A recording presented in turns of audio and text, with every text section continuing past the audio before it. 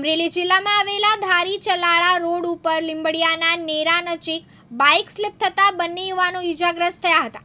ચલાળા રહેતા બંને યુવાનો ચિંતન રાઠોડ તેમજ ભાવેશ રાઠોડ બંને પોતાના કામ સબબ ધારી આવી રહ્યા હતા.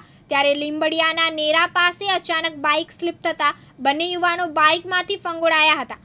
આ ઘટનાની જાણ ધારી પત્રકાર સંઘના ઉપપ્રમુખ મેહુલ ત્રિવેદીને થતાં તાત્કાલિક બંને ઈજાગ્રસ્તોને ધારી સરકારી હોસ્પિટલે પોતાની ગાડીમાં પહોંચાડી, જ્યાં ડોક્ટરો દ્વારા સારવાર આપીને બંને યુવાનોને ભયમુક્ત જાહેર કર્યા છે. તાજેતરમાં ચલાલાથી ધારી સુધીનો નવો રસ્તો બન્યો છે, જે રસ્તા ઉપર ફૂલ સ્પીડે વાહનો જતા હોય છે.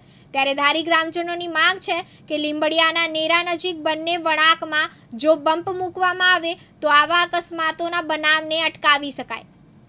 મારું નામ રાઠોડ ચિંતન છે. અમે ચલાલાથી ધારી કામથી આવતા હતા અને એક ફોરવ્હીલરને અચાનક કાવો મારતા અમારે બાઇક સ્લીપ થઈ ગઈ. તેની જાણ મેહુલભાઈ ત્રિવેદીને થઈ હતી અને તે અમને સિવિલ હોસ્પિટલ ધારી લઈ આવ્યા હતા અને સારવાર કરાવી હતી.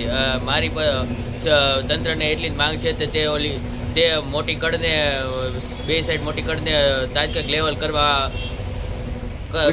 કરી આપે, તેથી બીજા લોકોને ઈજા ન થાય. સંજય વાળા, દિવ્યાંગ ન્યૂઝ, ધારી, અમરેલી.